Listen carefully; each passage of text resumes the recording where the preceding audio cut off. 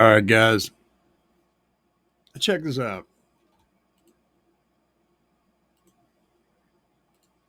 You know PR woofers. Well, the all-new Memphis PR woofers, in addition to being 100 more watts power handling, jumping from 300 to 400 watts, the new FT models, which stands for Flex Triple, include triple impedance technology. So you're used to being able to switch a PR woofer from 2 to 4 ohm. Well, now, by just moving this little jumper from here to here to here, you can change the impedance of this woofer from 1 to 2 to 4 ohm. Yeah, ask me how many times that's been done before. Just right now with the new PRFT woofers. No one else in the world is doing it, and no one else in the world has made switching impedance on a woofer so damn easy. And of course, you know we're Memphis. So in addition to the brand new FT woofers, we have FT woofers with lights in them. And LEDs add, you know it, how many? Yep, that's right, 3 to 6 dB of output. And in addition to there being hashtag science to making them 3 to 6 dB louder, the design of the dust cap actually makes the dust cap bigger, so they actually really are a little bit louder slightly. So it's both hashtag science and real science louder. So check out the PRX FT woofers, triple flex technology, optional LED. Okay, we got to unpack a lot of stuff here.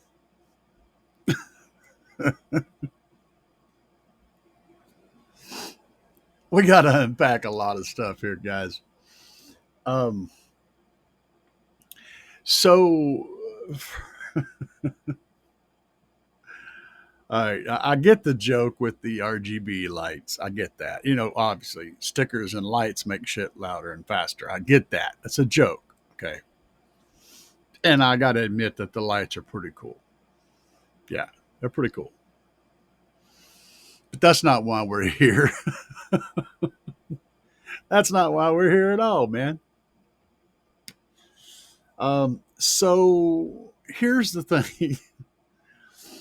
For those of you guys out there that messed with car audio like pretty much at all, or have basic math skills,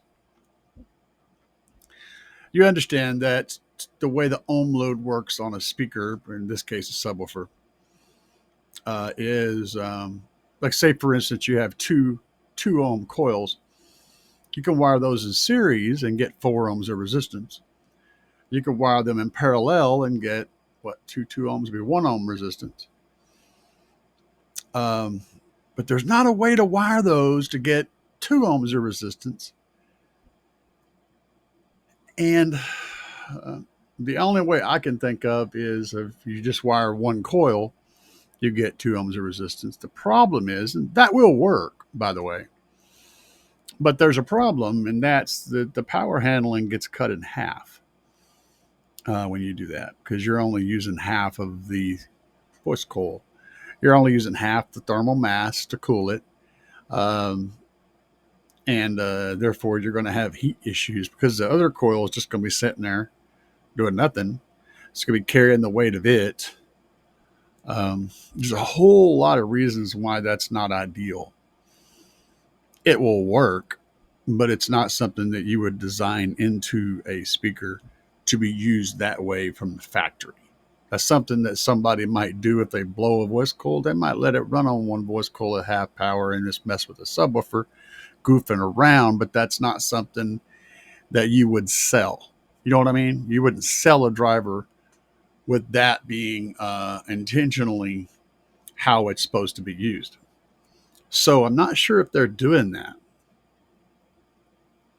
The problem is I can't find any information on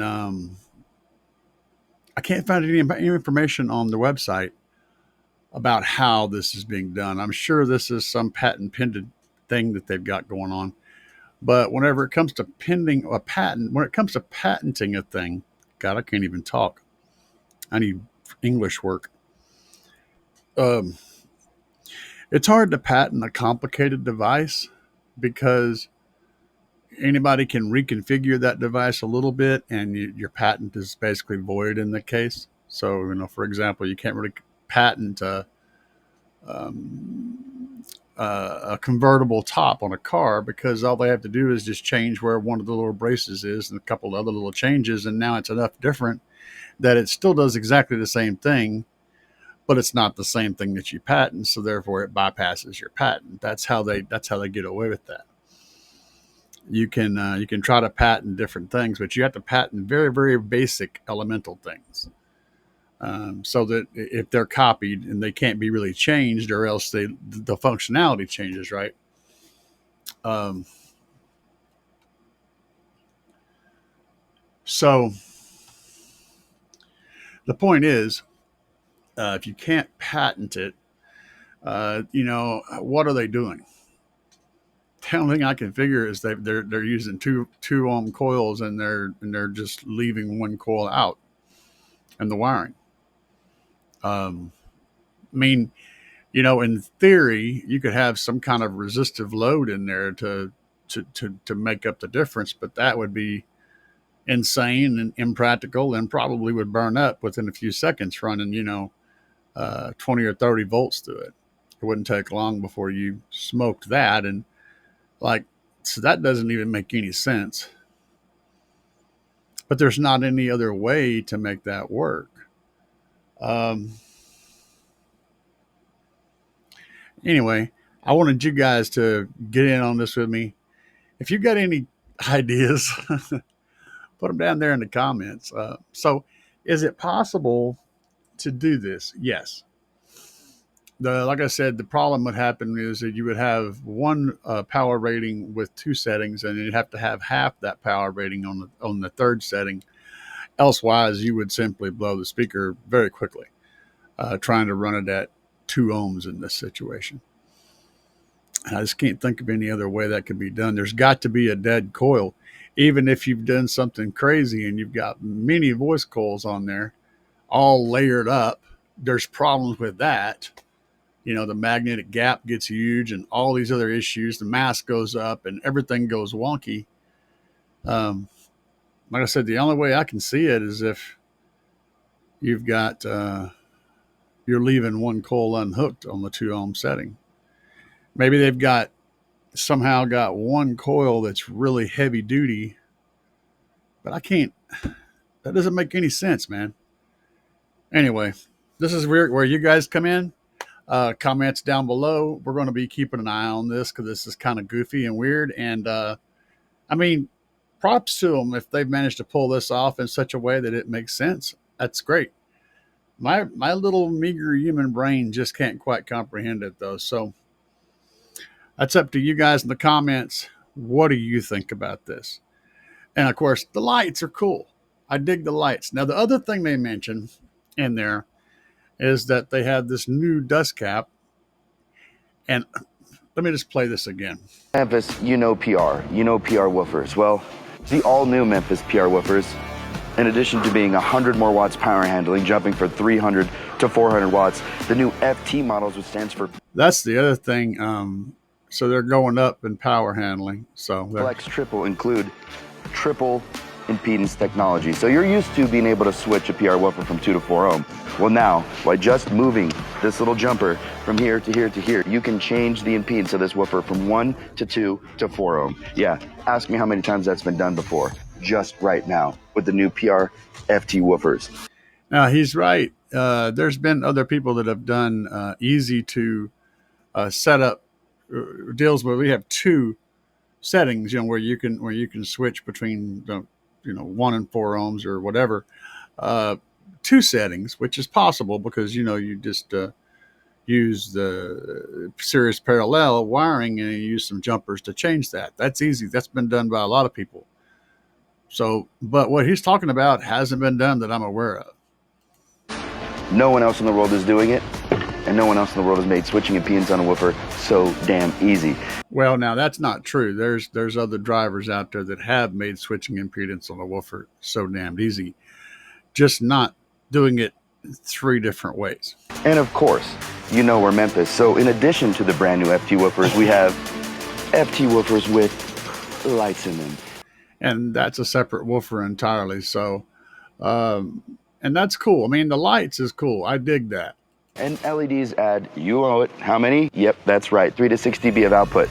And in addition to there being hashtag science to making them 3 to 6 dB louder, The design of the dust cap actually makes the dust cap bigger. Now, this is the other part that I have an issue with. So the design of the dust cap actually makes the dust cap bigger. So they actually really are a little bit louder, slightly.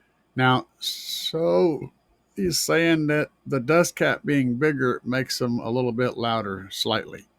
Maybe if he means the design of the dust cap makes the cone a little bit bigger, and a slightly larger cone does make them slightly louder, I would buy that. So it may be just he misspoke, which I'm going to assume is what happened. But